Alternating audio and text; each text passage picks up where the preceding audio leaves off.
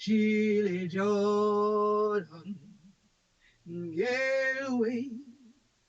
Oh, Chile Jordan, get away. Chile Jordan, I want to cross over to see my Lord. Get away, Chile Jordan, get away. Oh, Chile Jordan, get away. Chile Jordan, I want to cross over to see my Lord. Hmm. This your thing. And children did it. Study about this your thing one more again. Every year this your time. Yeah, God, we have to go on to the shoreline. Anything like this. But there you one more again. Oh, because I can chill like cracky teeth. In the evening. Say, God, why trouble in water? And Quet, God, this your time here. You told him so. Said I went, you know. I went through all this salt on the line and things like that. That's when we try to get that last thing. How they feel it. We never fun. That's when that time we have to have anything and be inside and truck high and things like that. Because you never know. And it's your water quite rise again. Oh, yes, sir.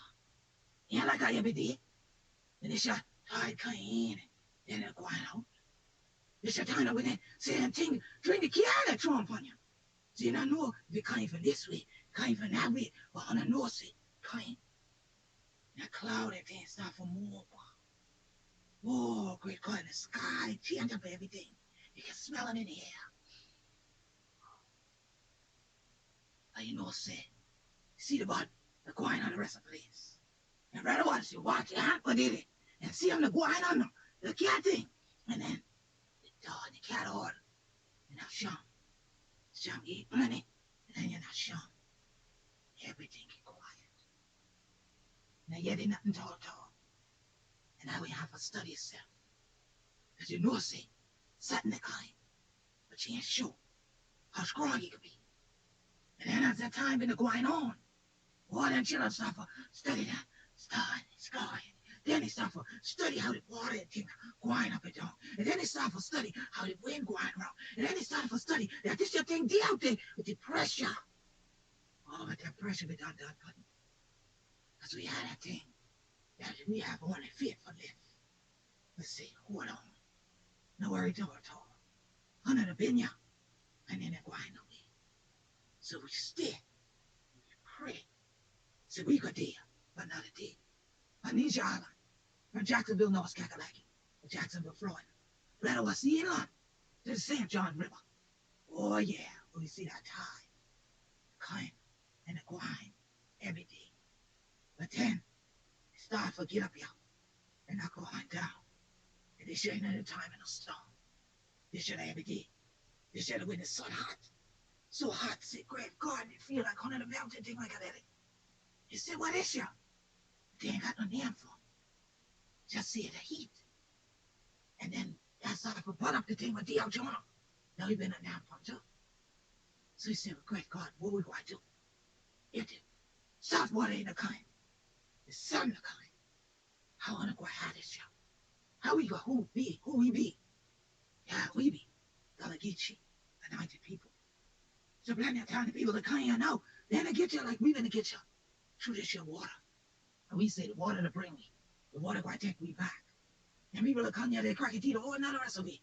It's time to talk about this your thing called resilience. I talk about something called adaptation. I talk about this your word we never yet hear we. But then, we start to crack we teeth like that too. Because we go into school and things like that. We hear about this show. But we learn what it means. And we know, say, you know who we be. Yeah. And you talk about sustainability and resilience. That's who we are. That's Gullah Geechees. So it's no surprise to us that we don't have a word for this. We don't have a word called adaptation or resilience or sustainability in the Gullah language because we live it. We are it. So we don't define it. We just design it in our very lifestyles and in the things that we do and what we don't do. We make sure that when we go out to the water, we're spiritually nourished by it. We take just enough to feed ourselves and leave some for the next generation of people to come. We make sure that we don't do this thing we learned about in the Gulf called derby fishing. We don't go out there trying to take it all. And while taking it, taking out the very sand and the very things that also are part of the ecological balance. By the same token, when we get back on the shoreline, we breathe it in. We pick the oysters. We bring the shells back. We replant them. So they sustain the Spartina grasses that then hold back the waters for us, that absorb the things that shouldn't come on land. But here it is, our maritime forests that make up these sea islands in the Gullah Geechee Nation, from Jacksonville, North Carolina to Jacksonville, Florida, and 30 to 35 miles inland onto the mainland, cannot be not inhabited by water when we sit in the midst of what we're sitting now, hurricane season. Right at this moment, there are two tropical storms. One had been a hurricane. It reduced to a tropical storm. Now there are two tropical storms, and the one that wasn't is now considered about to be a hurricane. What do you do in the midst of that when you know that we are also in the final days of harvest season, and the concern is, what will we do with the water? This is not high tide and low tide that we see every day. This now can bring saltwater inundation into fields that we have planted for hundreds of years, from the 15 and 1600s coming to this time. Gullah Geechees, people of African and indigenous descent, have been on these sea islands sustaining our cultural community, because we do subsistence fishing, subsistence farming. We don't do large-scale commercial endeavors, especially not building into the shoreline. We breathe at that shoreline. We live at that shoreline. We protect that shoreline. Because why? It protects us. We are literally on barrier islands. The sea islands protect the rest of the United States mainland. And so when the hurricanes come in, yes, we have 5 seasons here, not 4. We have a barrier that we live on, while the rest of the world used to look on and say, oh, wow, will they make it? And God blessed us to pray and stay, as we pray now for people in the Gulf, and we pray now even for the people in the wildfires. We get those too, from Florida coming northward, but nothing like what California often has to deal with. And now everywhere, we're dealing with things we didn't deal with before, tornadoes and hurricanes. Yes, we are in the midst of a change, a climate change, a climate crisis, something that now, if we hear the word crisis in the midst of a pandemic, another crisis, what do? How do you sustain yourself? Well, one of the biggest things we've learned in disaster preparedness is to get your tools together. So we have tools we've developed and put into our baskets, put into our lives over time, that we've been able to then translate and articulate into tools that the Western world loves. Oh yes, we're an oral community, but we know from going to the other schools where we learned the words adaptation and sustainability and even climate change, that we needed to write it, or the Western world wouldn't see it. It wouldn't exist to them. We don't exist unless somebody writes about us, documents us, presents us in a way that their language can comprehend, in a language they speak. But now water is a language we all should be familiar with. It's a word that translates and flows everywhere that you go. But how do you sustain it? So we got together with some people from universities. We got together with scientists like myself. I'm a computer scientist and mathematician. And in addition to those titles, I am also Queen Quet, Chieftess and head Pundabadi of the Gullah Geechee Nation, Chieftess and head of state for the Gullah Geechee Nation. So I'm not just a traditional leader, but I'm a scientifically embedded indigenous leader. Traditional leader that believes in traditional knowledge and what it can present orally or in a written form. So we started collaborating, and we realized we had something called cultural capital. And that meant that was something that we could exchange with others and help them to not, we don't like to use the word understand, overstand who we be, that we be Gullah Geechee.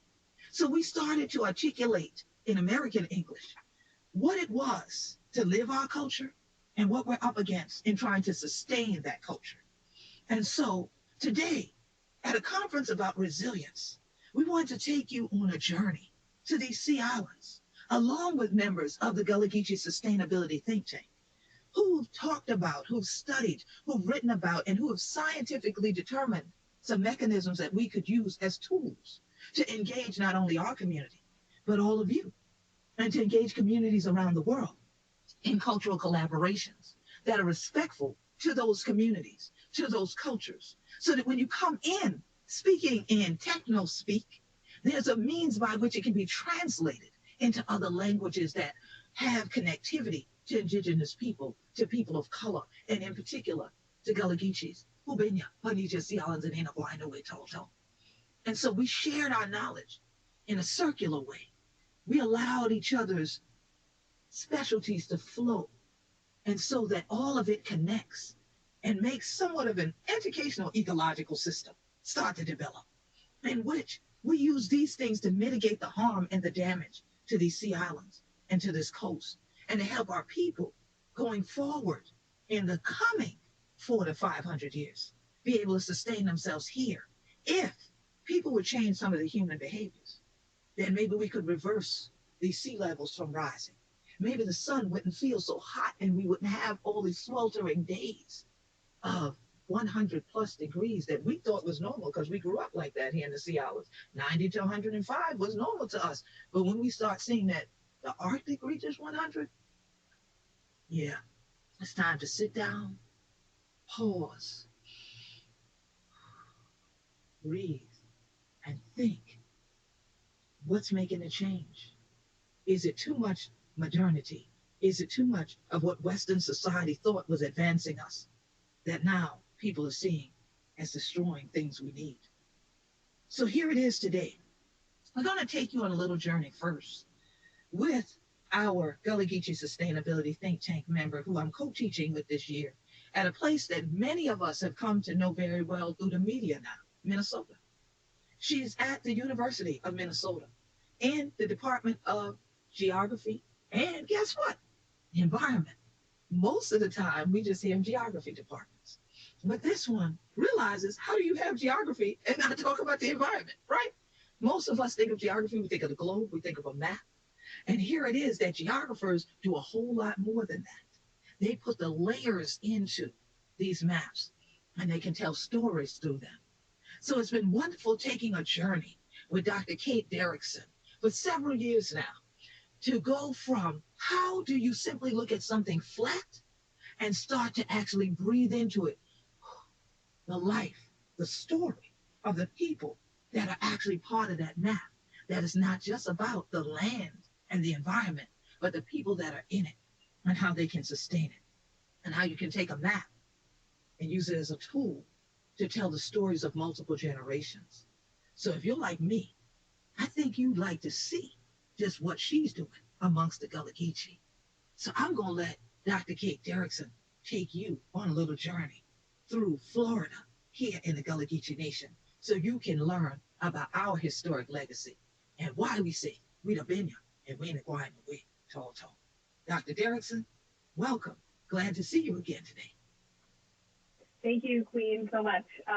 Like Queen mentioned, I'm a professor of geography at the University of Minnesota, and I'm also the co-director of what we call the CREATE initiative. And so we've been working, Queen and I, and members of the Sustainability Think Tank for quite a while now on a variety of different projects. But I want to share one specific one that we've been working on for the past couple of years with undergraduate students and graduate students through this initiative that I referenced called the CREATE initiative.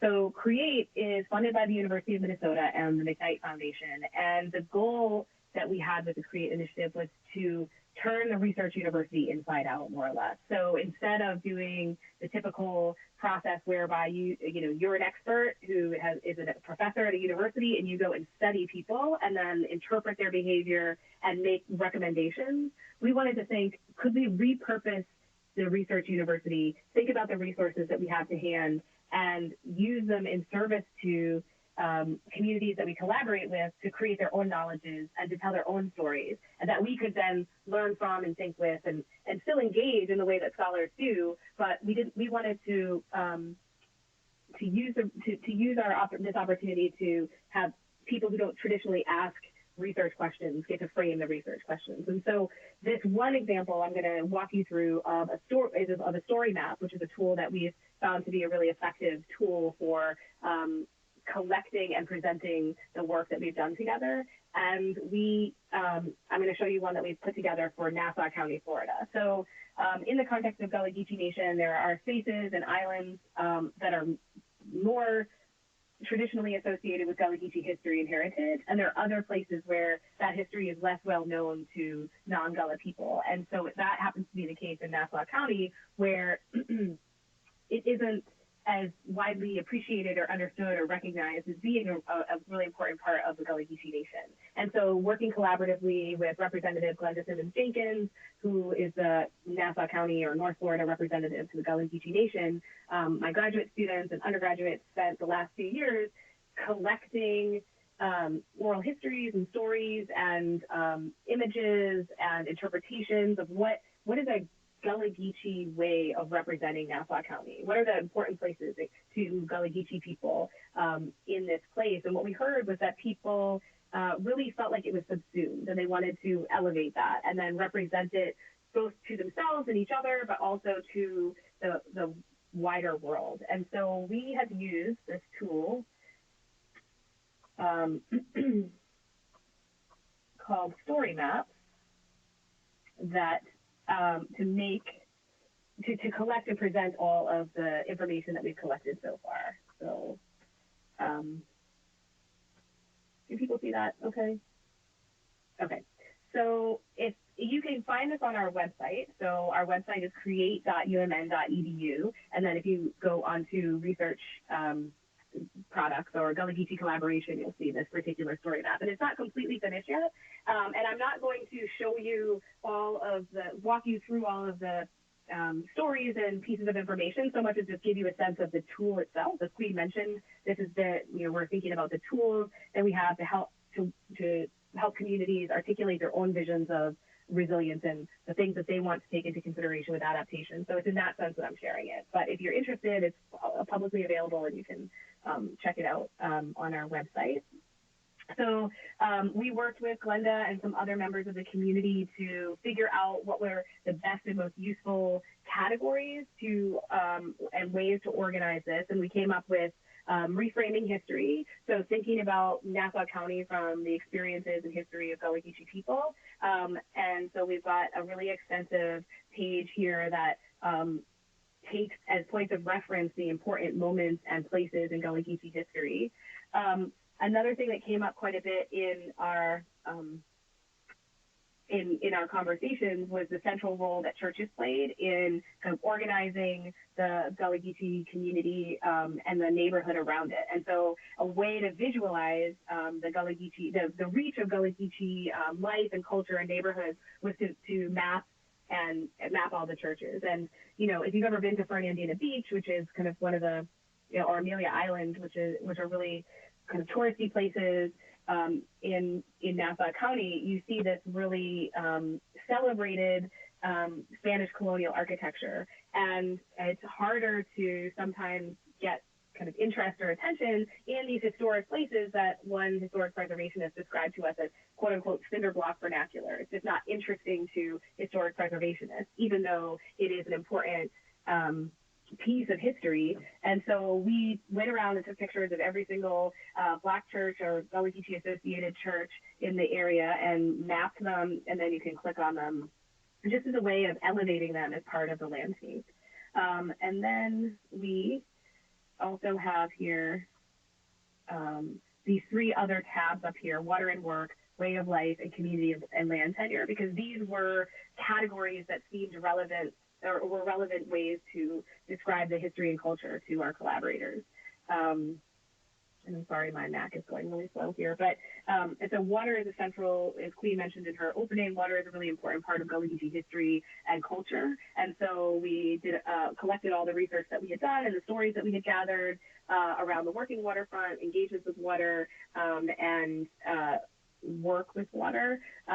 We also have this tab on significant spaces that have shaped Nassau County.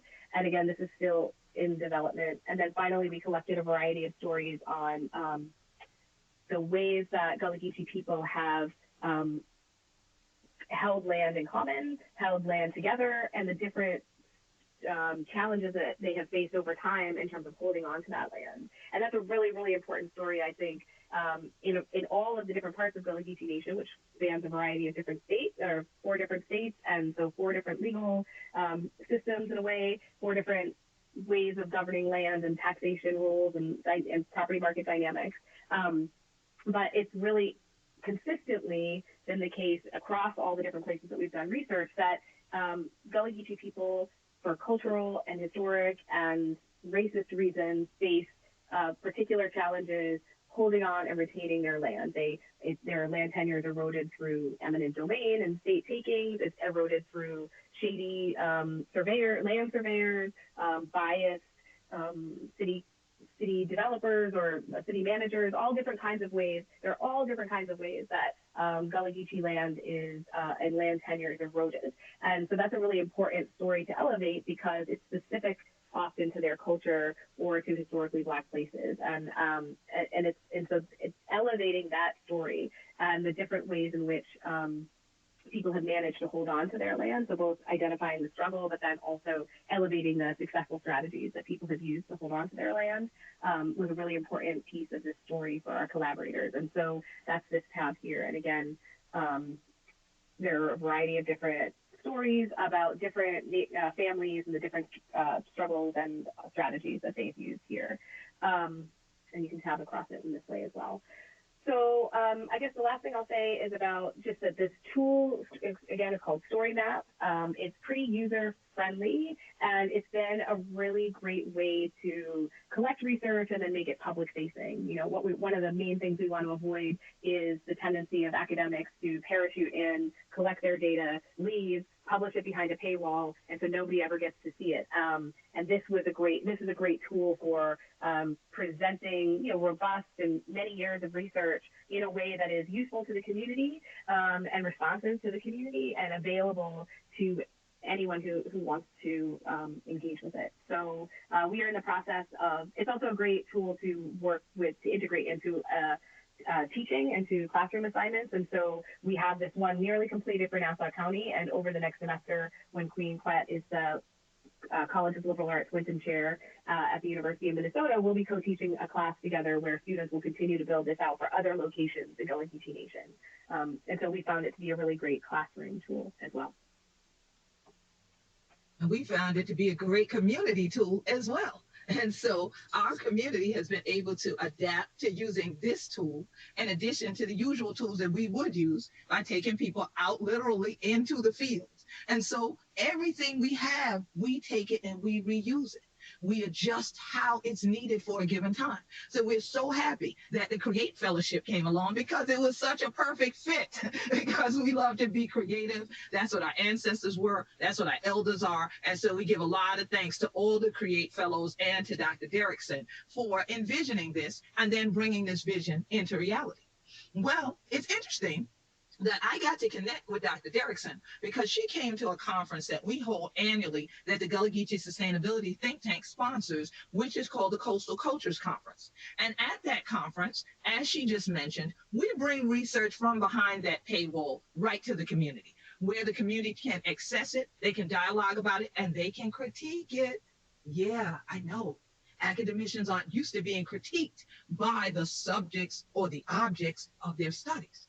However, if you're going to talk about a living, breathing person, they should have the opportunity to correct you. So the same applies for a living, breathing cultural community. Well, one of the things that we pointed out at another conference or meeting workshop that I got to attend was how sometimes these tools are only open or presented to those that are already within a certain inner circle, that people feel like are interested in this topic or that it applies to their work. So there's a tool that I learned about through going to a workshop and being invited there because of our work here in the Gullah Geechee Nation and sustaining it as a community of color, and how we now were being negatively impacted by various things that affect public health through climate change. And in particular, the sea level rise being one of these dynamics that people have started to finally pay attention to after the years and years. I mentioned it in Gullah, but you might not have gotten that we had been saying something's wrong. This is not normal. The water is coming up, but not going all the way back down like it used to. And if this keeps on, what happens to what we need to eat? When there's not even a hurricane, we have to concern ourselves with food security.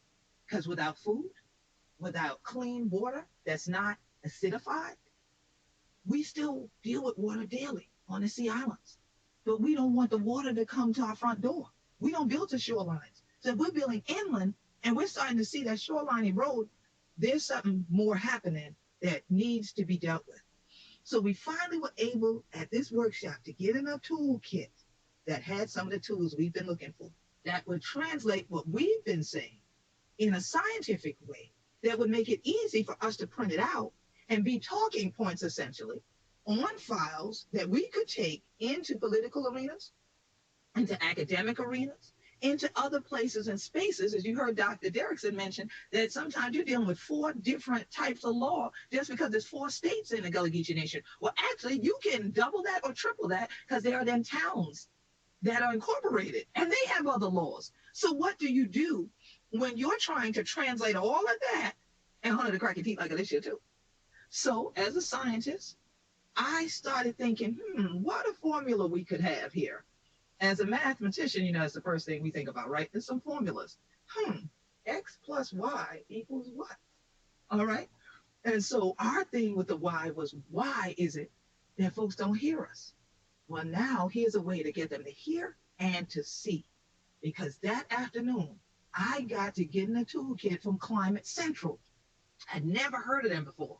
But here was this set of folks from Princeton that had come south to say, we've been looking at all of the coastlines, and we have a tool to help others look at it too.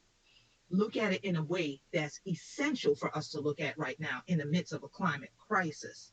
And let's see what we can do with it. With the projections, maybe that'll help the politicians to realize, hey, this is something that used to be a number 1 priority. But how do we use it to help us sustain our cultural community and make sure cultural heritage is part of this discussion about sea level rise and climate change? And so from that first day at that workshop, that meeting, that conference, that gathering in Charleston, South Carolina, I have had the opportunity of sharing this tool and digging into the kits with Dan Rizza from Climate Central. Dan and I presented at many different conferences about adaptation, about resilience, about climate change. We presented before planners and academics and now even students that have gotten in and started using the tools. And so it's wonderful to take this journey and to see how the risk finder might just help us to push back some of the risk that are all impacting us right now. So I'm so happy to introduce to all of you today, Dan from our Gullah Geechee Sustainability Think Tank and from Climate Central. Peace, Dan. How honored to do today. Hi, Queen Quet. Thanks for your words, and we're proud at Climate Central to be part of the Gullah Geechee Sustainability Think Tank. It's been wonderful to present with you and with Kate and with Kate as well. So I was going to show you some of our visuals and web tools if that works for you for certain locations. Definitely. I'd love to see them. I know the audience would love to see it too after I said all of that about them. I know they're chomping at the bit to see them now. Well, I'll share my screen here. Let me know if you can see it. And one of the things I'll show you is one of the flyover videos we recently developed to visualize what a storm of about 7 feet could look like if it were to arrive in Charleston. So I'll play the video and we can talk about it after.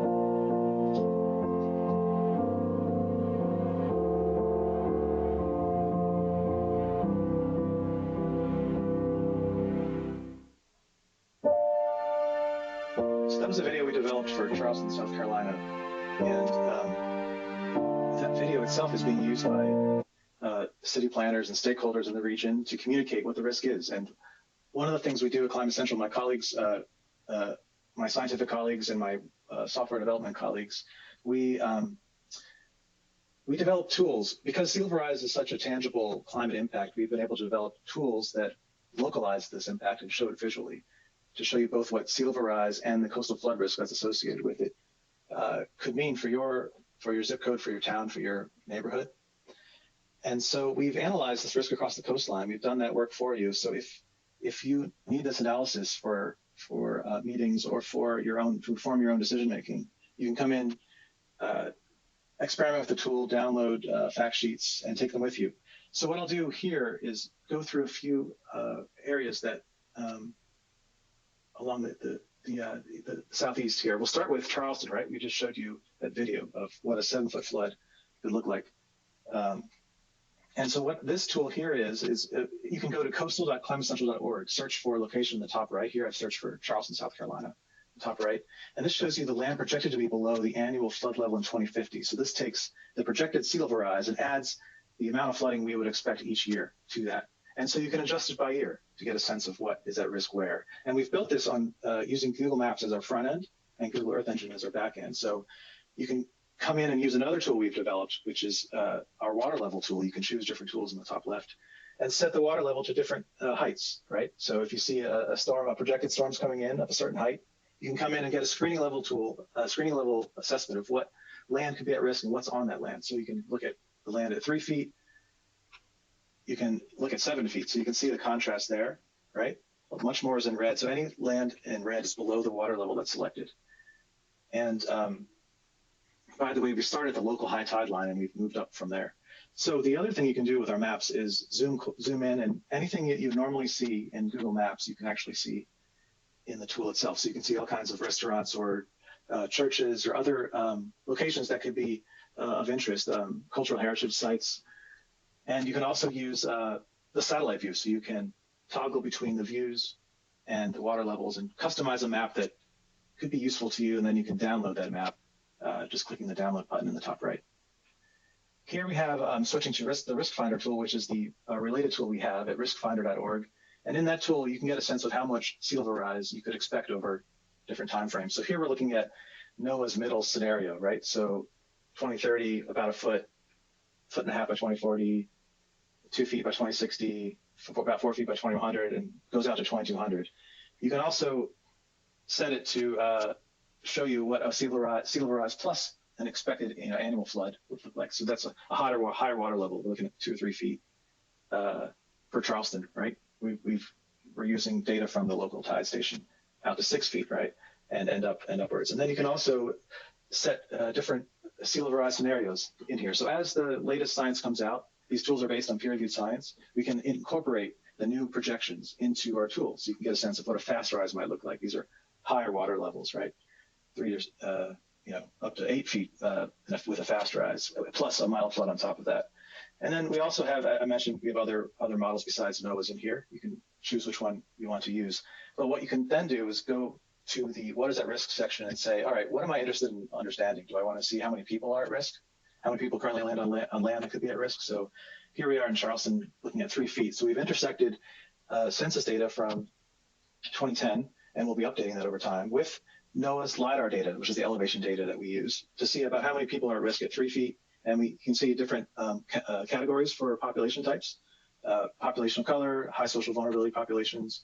And then you can toggle through the top. So you can actually set the water level to 7 feet to see how many more people would be at risk with a 7-foot flood or a rise of 7 feet from sea level rise in the long term, or a combination of the two, right? So you can set the water level, get a sense of who's at risk at what level, and then you can explore the data sets. Am I interested in homes, property value, houses of worship, schools, hospitals? And we have this data for you across these categories. And we have links to all the details and methods below the table. And then others might be interested in how many road miles or rail miles. You'll notice in some of the maps, I'll go back here, you'll notice that some facilities might be doing okay here, but if all the infrastructure is isolating that facility, then people won't be able to get in and out, it won't be functional. So you can get a sense of road miles in the city, or You can search for zip code, or you can see this analysis by congressional district or county or at the state level. Road miles, contamination risks. So some people are concerned about hazardous waste facilities. What will happen to them if they're flooded, right? Could they contaminate the surrounding areas? So you can get a sense of how many hazardous waste sites are there. You can actually go in and download a list of every hazardous waste site in EPA's databases and at what water level they could become at risk. So you can get very detailed. And then you can download a fact sheet. So a 2-pager basically summarizing what's in the tool along with frequently asked questions on the back. What is sea level rise? How does it impact flooding? And then I'm just going to run through a few other locations quickly. We're looking at Myrtle Beach, South Carolina here. The projected land to be at risk in 2050. Here we are looking at a 3-foot rise. I'll switch to the map view. This one's kind of hard to look at. Versus a 7-foot rise. So you can kind of toggle between the two, zoom in to click places you care about, and then you can switch over to Risk Finder to see, all right, how many people are at risk at 3 feet? Not that many, according to Risk Finder, which is a good thing. 7 feet, more people are at risk. So you can kind of see that portion of Myrtle Beach that is at risk. So our maps really do give you a sense of, you can go in and see how bad it could get, but it also gives you a sense of, different possible futures and areas that may not be impacted as much, such as Myrtle Beach here, compared to Charleston. Here we're looking at Jacksonville, Florida. Land projected to be below annual flood level in 2050, by 2050. This is sea level rise plus an annual flood level. And I should mention quickly, you can go into the hood and change the settings. We're assuming that we're going to be reducing emissions, right? But you could actually go in and make the assumption that we're not going to be reducing our emissions, and then you'll see more is in red, right? By different years. So you can actually use the tool to map out what the future could look like if we were to reduce emissions or if we were not to. And you can also set other settings in terms of how fast the Antarctic or the Greenland ice sheets may disintegrate. So here we are at 7 feet. So you can toggle between 3 feet and 7 feet. Come into Risk Finder, see who's at risk, how many people, about 11,000 people are at risk at 3 feet in Jacksonville, Florida. 7 feet, it moves up to 48,000. Florida is particularly tricky because a lot of it is built on limestone. And so the water will seep up from below. It's hard to build defenses like you could in other places. Here we're looking at Wilmington, North Carolina. Land projected to be at risk in 2050 at 3 feet versus 7 feet. So you could zoom into your home or to your neighborhood and get even more detail. How many people are at risk in Wilmington? About 800 at 3 feet and 3,000 at 7 feet. And Beaufort, South Carolina. I pronounced that correctly, I'm proud to say, this time around. And this is the land projected to be below flood level in 2050. Queen Quet always corrects me if I mispronounce things. So here, it's the same exercise here, right? 3 feet, 7 feet. I'm just trying to give you a sense of what you can do at different locations. Savannah, Georgia, at 3 feet. Let's see. Yep. How many people are at risk in Savannah? You can actually go in and download an Excel file with all this data in one place. And Jekyll Island, right? Land projected to be below annual flood level in 2050. 3 feet, a rise of 3 feet or 7 feet. And how many people in Glenn County, which is where that resides, at 3 feet, 7,000. This is looking at a broader area, right? And Jacksonville, North Carolina, land projected at 2050 to be at risk, 3 feet, 7 feet. This is showing you the broader view. How many people? About 800, 300 at 3 feet and over 2,000 at 7 feet. And you can actually go into Risk Finder and look at the cities in North Carolina, which ones have the most risk in terms of the number of people at risk at different water levels. It ranks them for you. And you can actually look at the entire state of Florida, right? For example, look at congressional districts at different water levels. So which congressional districts have the most risk at different 2 feet versus 5 feet, right? And you can zoom in to that. Or by county, right? So you get the sense, you can search for your state and drill into the analysis. This is where you can access our other tools at sealevel.climatecentral.org/maps. And you can get into all these tools here. And on our main site, sealevel.climatecentral.org, you can access other visuals such as sliders that show you visually what very long-term sea level rise could be, but the sea level rise that we'll be locking ourselves into this century. And we have additional flyovers there. And all of our tools are built on peer-reviewed research. So we have localized reports for all of this. If you want to print this out and take it with you, it lists all of our methodology there. And we also have a reducing your risk section. So you want to figure out what can I do to become more resilient. We have links to resources in that state. So I'll hand it back over to you, Queen Quet, but if there are other aspects of this you'd like me to get into, please let me know. Well, Dan, I think that is a lot right there that people can really do a deep dive into how the sea levels rise, in particular in their varying states. And what I love about your toolkit is that you do have something that says, what about this? What about what I can do? Because so often at these types of conferences, people just hear us kind of lecture and present and lecture and present. And y'all know how I feel about death by PowerPoint. So we're trying not to kill you, all right, or kill your spirit, but so that you can see that this is Anthropocene, right? Many people are saying that. I'm part of the Anthropocene Alliance, a group called Higher Ground, and we're trying to get everybody to higher ground by realizing that there are some things we can do. Like Dan mentioned, if we lower our emissions. I keep telling folks, there's been a silver lining in the pandemic cloud in that a lot of people had to stay home.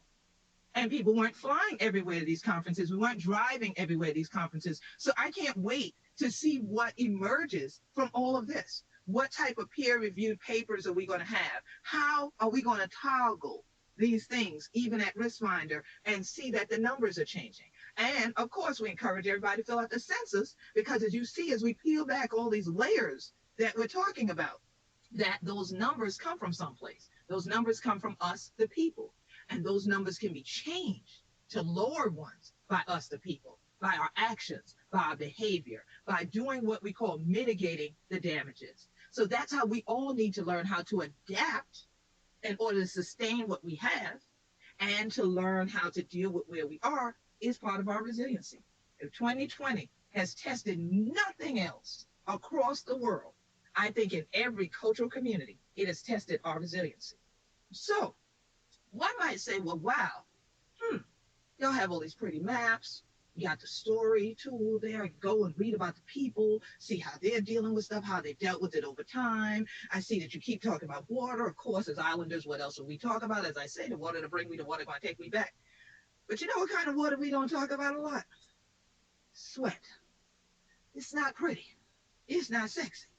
Women spend billions of dollars on little things so that we can, wipe off the stuff and powder up and look like we never sweat. And what did he tell you? Never let them see you sweat. Well, when it's over 100 degrees, a little hard not to see folks sweating. A little hard to be environmental folks like we are and not to get out there and sweat. And actually, sweat's not a bad thing. It releases the toxins out of the body. But then again, if it gets too hot, you feel like you are turning into a toxin, or toxins attack you because you get dehydrated, you get heat frustrated, you have a heat stroke. There are so many reasons that now it's not necessarily always safe to go outside in the heat. We have to do a lot more than just wear sunblock. But guess what? Another reason why this heat is not becoming so safe for coastal communities and for communities of people of color, in particular for we down here, but the Gullah Geechee Nation and things like that, upon these island, is because they're starting to believe that this heat has something to do with some of the things that's causing ocean acidification. But then also, when you get on land, it's affecting and impacting human health. And with all of these cumulative effects of these laws we've talked about, such as eminent domain and other ways to move people off the land, and we start talking about political office and them dealing with tools, talking about sea level rise, they start finding other ways to try to think about moving people off the land. And if they start moving people from the coast to inland, we could end up in situations where it's urbanized, and then you have a different kind of island you're living on, a heat island. Okay? So how can you deal with that? And you would say, well, is that really an issue? Well, if you're saying that, I don't know exactly where you live, that you haven't felt the heat. But I've talked to somebody else that I met years ago. This time, we weren't at a conference. We were actually at a nice, wonderful evening event, getting to meet folks that really wanted to engage with people of color. They wanted to meet with our group, which is diverse environmental leaders that were from all over the United States, that were combating these issues, because it is a fight for us to be able to keep our cultural communities intact while also dealing with attacks like the ones I've outlined. And now here comes the heat, Here comes the water. Here comes a storm. Whew, back to that word crisis. But we sat down and started talking about how could we deal with these crises in a scientific way that we could try to outline some things for the future so that people could plan accordingly and also maybe reverse some of their behaviors. So here it was that I got blessed with yet another Kate. This time it's Kate Sell. Kate Sell is a scientist like me. She's part of the Union of Concerned Scientists. And so, although Kate is up in the New England area, she has often been here in the Gullah Geechee Nation physically and via those formulas, those numbers, those charts, those graphs. And guess what they all go into? Reports. And I got to see this first report they did focused again on Charleston, South Carolina. I know y'all said, well, what is it? Y'all just have urban areas there? That don't look urban behind you, Queen Quet. No, because we have rural areas and urban areas in the Gullah Geechee Nation. And the way the heat and the water impact us is very different. Only a couple counties apart, and you can live a totally different lifestyle. So that was one of the things I pointed out when I saw the Union of Concerned Scientists present about the things they were working on in Charleston, South Carolina. I said, well, you got to come down the waterway a little bit. Come to where it's not a city, and let's start presenting on what impacts all of these climate changes are having also on rural communities. And that opened up a period of engagement, not only that one day, but also for all these years thereafter. And we have wonderfully been a part of some outstanding things to draw people together, not just in the United States, not just in the Gullah Geechee Nation, but even at the United Nations, to get people to sign on and say they were also going to work toward changing the climate of the environmental arena in such a way that we all try to change what we're doing and mitigate the damage so that maybe the waters might go down. But also now, we need to cool it off. So, Kate, I know you're up there where it might be a whole lot cooler. I hope it is. And where I am, because it's almost 100 degrees today. But welcome, Kate Sell. How honored to do? I'm doing great. Thank you, Quinn. Can y'all hear me okay? Yes, we can hear you. Excellent. Yeah. Thank you. It's such a privilege to be with y'all today. I'm going to do some PowerPoint, but I hope it's not going to be death by PowerPoint. We think you know better than to kill us by now, Kate. We trust you. Can y'all see my screen? Okay, that's the right one. Perfect. So I'm Kate Sell, as Queen said. I'm the Climate Campaign Manager at the Union of Concerned Scientists. And we, like Dan and Kate Wood, are proud members of the Gullah Geechee Sustainability Think Tank. And like Dan at Climate Central, we've done a lot of work on sea level rise, but Dan did such a great presentation today on that I'm just going to yield that ground to him. And I'm going to talk about extreme heat today.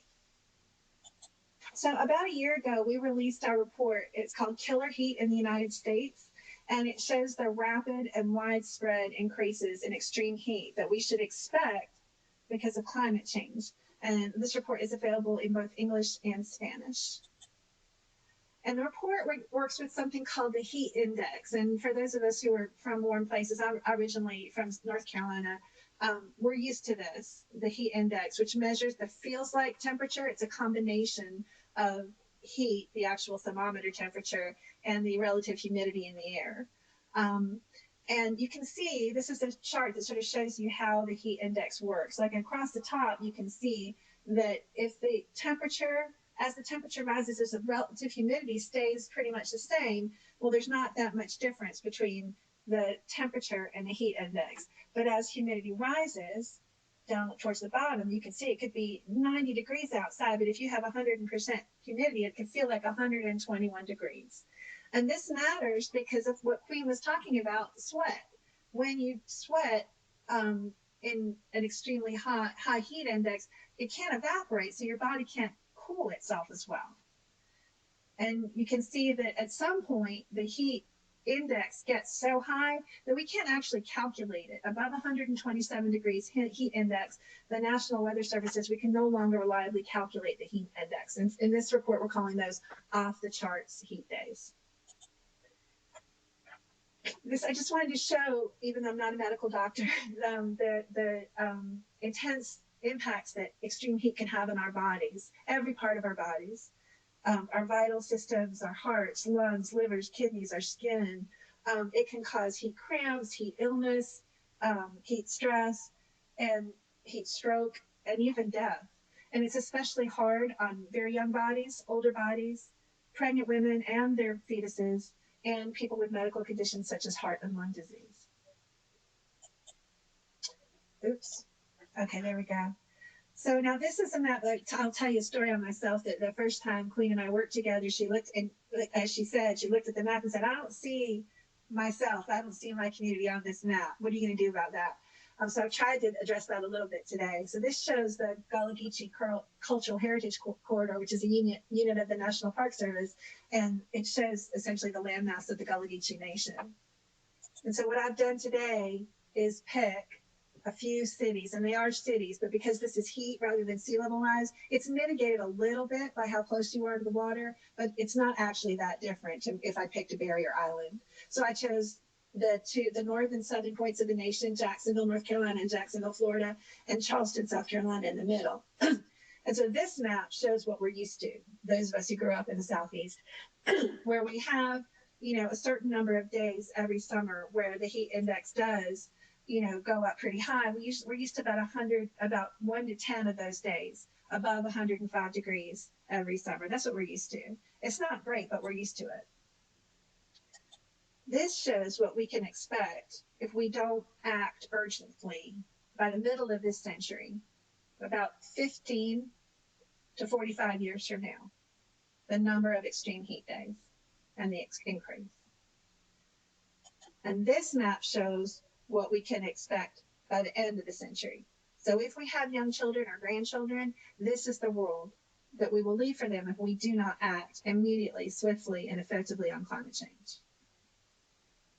So then we can, sort of like Dan, we have some tools that y'all can use to drill down and see more refined results.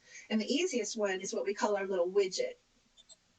And the link for that widget is right down here at the bottom, the Killer Heat Interactive tool. And all you do is you type your city in and you choose how hot you want it to be. For the South, you're going to see the best results if you go towards the more extreme end of the scale. But you can see that without bold action on climate change, by the end of the century, we can see over 2 months of extreme heat above 105 degrees heat index by the end of the century. But if we take action, we can have less than a month. Now here's off the charts. These are days when the heat index is above 127 degrees. At that level, it is not safe for anyone to be outside for any period of time. Without swift action, we could see more than 10 of those days a year in Jacksonville. But if we act now, we could be more like what we're used to. We wouldn't have to see any. Here's Charleston. 2.5 months over 105 heat index at the end of the century. 38, that's a lot more than we're used to at mid-century. And 9 days over a week of unlivable temperatures, to be honest, unless we act. Jacksonville, Florida, 3 full months over 105 degrees heat index by end of century, 1.5 months by mid, and almost 2 weeks of unbearable, unlivable temperatures if we don't act. So it's a very sobering future, but as Dan knows, the good thing about extreme heat is that we're not as locked into it as we are to a certain amount of sea level rise. And so this is a place where our actions now really, really matter. We can avoid this terrible, unlivable future in much of the country if we act, and we act swiftly and strongly now. Like Dan, we've made these available for you to print out and take right to your elected officials so that you can demand that they take action. We have a congressional district fact sheet for each of the 433 congressional districts in the lower 48 states. Hawaii and Alaska have different data sources and they weren't comparable, so we weren't able to include those in this study. But you can go right to this, one of our story maps, and just click on your district, like I clicked on the 1st district in Georgia. And then you'll get something like this, which prints out the findings for Georgia. You can just print it on demand and bring it right with you. And these are available in English and Spanish as well. And so just to wrap up, I wanted to say that when I first visited St. Helena Island, I went to meet Queen at the Penn Center, which was first established as the Penn School in 1862 by abolitionists, mainly Quakers, I believe, from Pennsylvania. My father's family are Quakers from Pennsylvania. And I felt when I went there that I was connecting with my own roots while I was learning so much about Queen's community and the history and the present of the Gullah Geechee people. We have a choice today to honor our ancestors and our descendants by demanding action on climate change right now. Thank you very much. If you have questions, I hope you'll email me, and the tools that I showed you are available at this web address. Thanks a lot. Thank you so much. I call her K2. The other one I call K1 because I have about 3 or 4 Kates now. And so it's so wonderful to have everyone here today and to have all of them as a part of the Gullah Geechee Sustainability Think Tank, along with Dan. And just as Kate just showed you how to get in touch with her at the Union of Concerned Scientists, K1, Kate Derickson, why don't you tell them how can they reach you? How can they find out more about CREATE if they definitely want to get in touch again after this presentation? You can find CREATE at create.umn.edu, and you can reach me at kderick, D-E-R-I-C-K-S, at umn.edu. Excellent. And Dan, I know that people can go to Climate Central, and if they go onto it, look at some of the tools, they can also sign up so they can get updates as you get more tools out there. They can get the newsletter, and they can get updated that way. But is there also a direct email address, and is there a way to find you on social media? Yes, you can write to us, and I'll get it at SeaLevel, SeaLevel at climatecentral.org. And we are on Twitter and Facebook, so you can reach out to us there too. Excellent. And if you're looking for any and all of us, you want to know what the Gullah Geechee Sustainability Think Tank is up to these days, follow GullahGeecheeNation.com. GullahGeecheeNation.com. You can also follow the Gullah Geechee Nation on Facebook at our fan page, and we post a lot of these tools. We post about the reports. We blog about these things, and more than that, we call you to action. And so definitely, if you want to work with us, follow also at Gullah Geechee on Twitter. That's GullahGeechee, ain't and no I, Geechee for the week. All right. So Gullah Geechee on Twitter, Gullah Geechee on Instagram, and we post about the various things that we're doing, including conferences like this. And we also have GullahGeechee.tv on YouTube, where you can find a lot of videos where we have presented these details. And so you can also take those back to your universities, your community centers, your offices, and use these tools that we've engaged in showing you today. So just in case you can't stay for the Q&A session, we wanted to make sure you know how to find us. So if you say, well, how do we just contact you, Queen Quet? Go to queenquet.com. Quet is Q-U-E-T. So queenquet.com. You can find me there and send me emails, but definitely you can always find us online. Very active in that space and that place, because we want to be with the rest of the people of the world that are doing what we're doing. They're finding the tools to actually deal with climate change so that we can reverse the negative impacts, mitigate our impacts on the earth now, so that we leave this world a better place for the coming generations. So our job is to change the climate, but in a positive way. And so it gets a little bit cooler, the waters go down some more, and I know y'all could then all meet me right up on the shore, where we can breathe in nice, cool, clean air, and we might just give you a little glass of sweet tea to go with that too.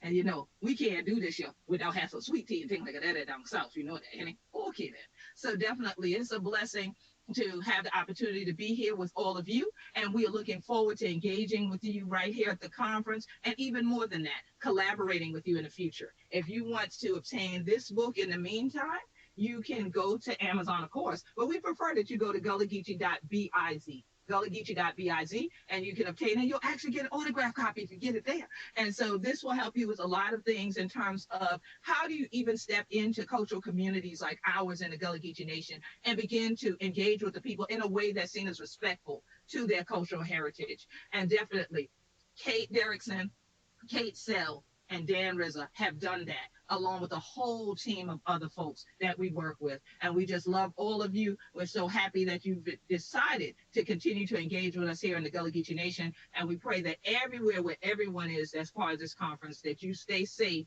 cool, and healthy. And let's keep the environment that way as well. Peace and blessings to everybody. Thank you for coming for joining me. Now we want Yeti the questions from you.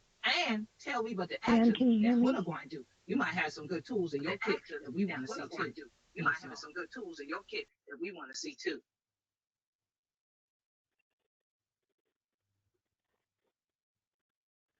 Well, peace and blessings, everybody. We're so glad that Hunter Chillin stick around for Yeti we to crack we teeth so and thing like that. We hope you enjoyed all the presentations. And I see some of Hunter Chillin done start for sending question and thing in. Well, if you got a chat box, please go ahead and start entering questions there. But we got one to get going already. So I'm so happy that you all are here and ready to be engaged, because that's what we do in the Gullah Geechee Sustainability Think Tank, is engage the community, engage the people. And so we want to go higher because we're at a summit, right? So because this is a summit, we're going to go even higher than what we presented to you already of the lay of the land and how to really navigate it, right? So Dan, we're going to start right off because some folks wanted to know a little bit more about what you presented. In fact, someone said that they noticed that there's global data that shows for Canadian provinces, Nova Scotia, for example, which I'm very familiar with. I lived there for a while. Will you be including more accurate, different scale data like the states? So it's true. Our coastal.climatecentral.org tool covers nearly most of the globe, right? Except for some polar regions. So you can search for locations that are relevant to you. It'll use Google Maps interface, find them, and you can see that our projections there visually. The Risk Finder tool we were showing is for the United States and for the Caribbean islands as well. It's not yet available globally. Kelly, did you want to add anything to that? Nope, just that the lack of data elsewhere is one of the reasons we haven't yet been able to do that in other countries. We have the same problem. It's not that we're not interested in it. It would be interesting to build this out for other countries, though, with sufficient data.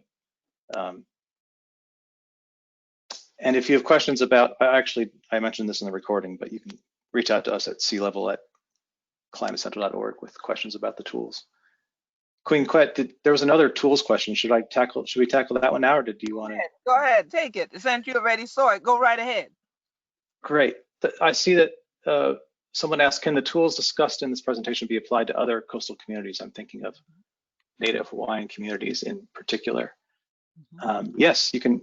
I'll speak to the Climate Central tools. You can search for locations in Hawaii on the coastal.climatecentral.org site, and at Risk Finder we also cover Hawaii. Excellent. And then I want to pitch that over to Kate Sell, since we have her back here, and we're happy to have Voices back with us today. She was having a little challenge there. But Kate, what about the UCS tools? Are they also adaptable to other parts of the world and also to other coasts, like other island places like Hawaii? Do you have that type of data in there?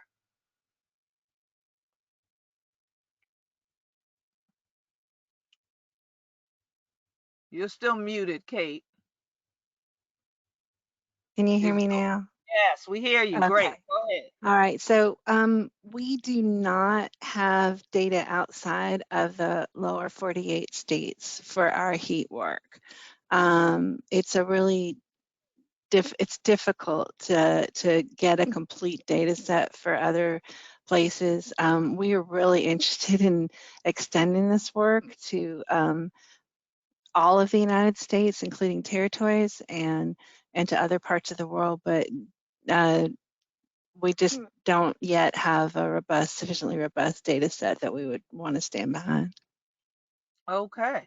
So are there any other questions? Or we got kind of a quiet group here today.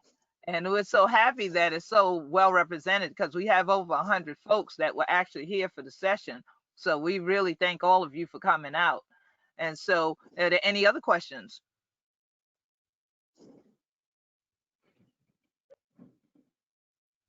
I think we have a few more in the chat so far. The first one was, what are your next steps and projects? Ah, that's a great one. I think all of us can handle that one, right? I guess I'll take that one first. What are our next steps and projects? Well, of course, we're continuing to work now in the midst of a pandemic, right? So one of the first things that we've done is start to kind of take another look at our tools and how those can be utilized by the Gullah Geechee communities, especially to see if there are things that we can tweak, other things that we can cover. Also, some of us have been intrigued by actually documenting what some of the social health and public health impacts are on people now in the midst of a pandemic, while also during hurricane season, while then dealing with sea level rise and other aspects of climate change. So some of our work is now trying to capture data from this time that we're in, that we hope will be a unique time and not be a normal, having a pandemic. Okay, unfortunately, scientists are saying there'll be another one, but hopefully we won't live to see another one. Let's get through this one, God willing, soon, and so that we can find out how do we bring all these things together, and then what type of information might we be able to offer to communities to kind of help where they all come together, where they all intersect, where they all overlap. And we've been looking at that especially as it relates to environmental racism and what has been happening that forces people to migrate in the midst of the heat islands, okay, leaving because of sea level rise. And who leaves? Who has the resources to leave? And whose culture is impacted by either people coming or going? So that's some of the things that we are examining now with the Gullah Geechee Sea Island Coalition, with not only some of the members of the Gullah Geechee Sustainability Think Tank, but other partners that we have even globally. And then at the Gullah Geechee Nation, we're still working on the UN SDGs in the midst of this. And so it has brought the United Nations to us because everybody's doing things virtually this year. So that's a plus. And so that this way we're able to continue to do our work regarding the waterways, the land, the ocean, and to then work on our own ocean action plan while we're here at home and not having to fly away to conferences. So that's one of the things that I'm definitely focused on. Kate Sell, what are you all up to now with UCS? Well, we're working right at that same intersection that you talked about between climate change and COVID and race. And so we've been doing analysis of who is actually affected by the smoke waves from the wildfires in the West.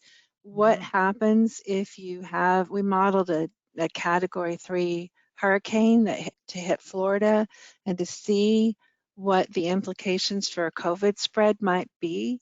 We worked with epidemiologists at Columbia on that one. We've been looking at heat and who's suffering it, and how people can prepare. We've been working a lot with cities in Charleston, in Phoenix, on the various climate impacts and how the cities can prepare. Particularly of concern right now is we already had a significant homeless population in this country, and with the eviction crisis that is accelerating, we're really concerned about increasing number of unhoused people. And so really trying to make sure that those folks are represented in our analysis as well. Excellent. I noticed that we've had some lovely comments here too. And Dan, I'm going to come to you next, but I just love some of the comments we have because somebody put beautiful Beaufort, said it must be a Beaufortorian, someone who's visited and loves the area. Others have said excellent session. Many are thanking us. They found it truly interesting. And someone from North Carolina said that they're a North Carolina native, so it's great to actually see, I guess Wilmington included. And I know you specifically included Wilmington this time, Dan. So I wanted to point that out before I went to you to talk about what else you're working on, or what are we working on over at Climate Central now. Thanks, Queen Quet. Yeah, so it's great to see everyone here on the session with us. Looking forward to keeping in touch with folks. So what we definitely look forward to collaborating further with you, Queen Quet, and building out new tools and apps to help communities communicate this risk to throughout their community. We're building out new training modules. So Climate Central is offering trainings to groups that want to get their folks up and running with our tools. So reach out to us on that if you're interested. And we're going to continue to build out new tools and visuals based on new peer-reviewed research to help. We're working on a way to view inundation in a more photorealistic manner. And Kelly, do you want to talk a little bit about the affordable housing work we're doing? Because we'll be releasing a study and a related tool related to affordable housing.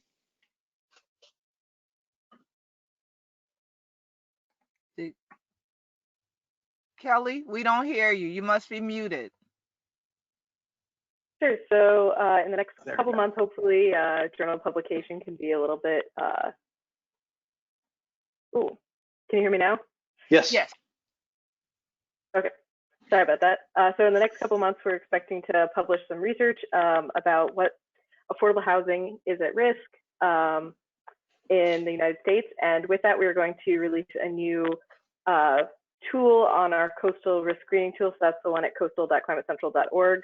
And we're hoping to do that in the future with a lot of our other publications. So whenever we publish new data about things that could be at risk from sea level rise and other effects from it, the idea is to publish maps kind of telling that story as well, that are localized, easily accessible for people to use.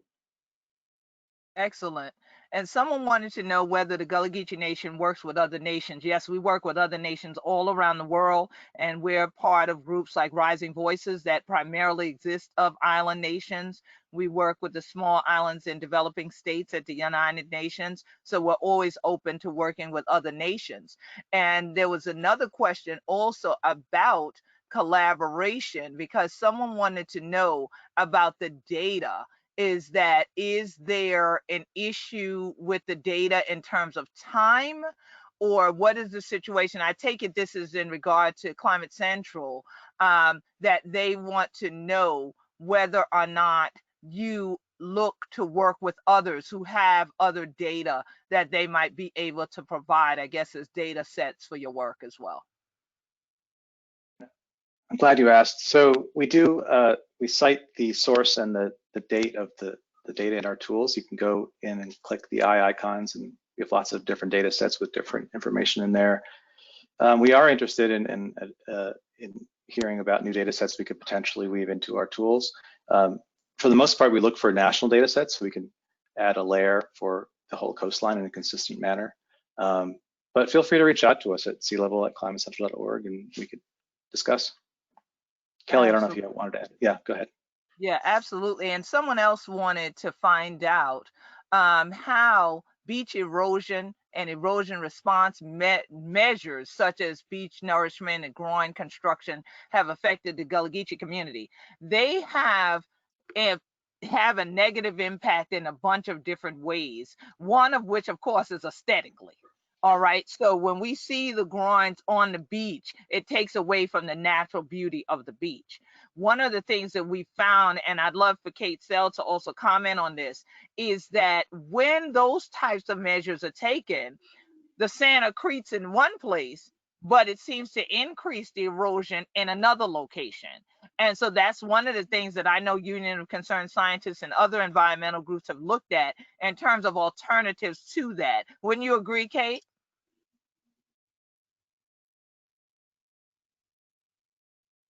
You're muted again, Kate. I know this system keeps muting in between. Yeah, sorry about that. It's like the refrain of 2020 is you're on mute again.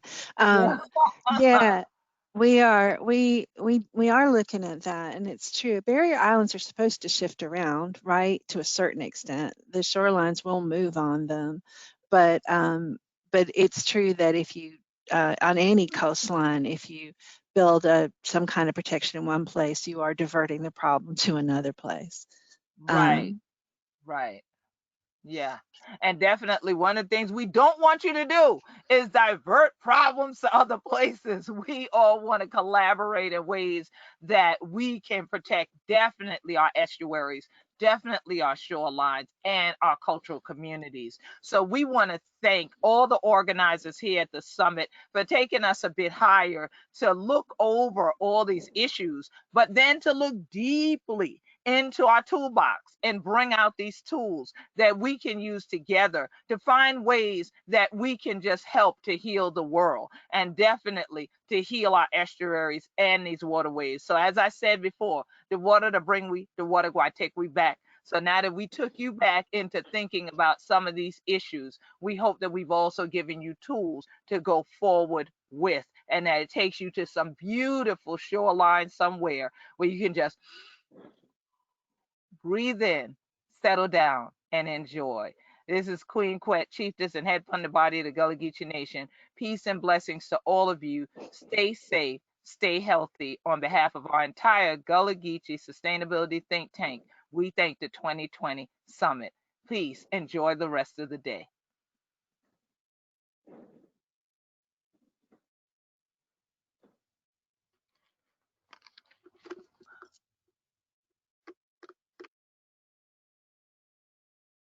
Y'all still on?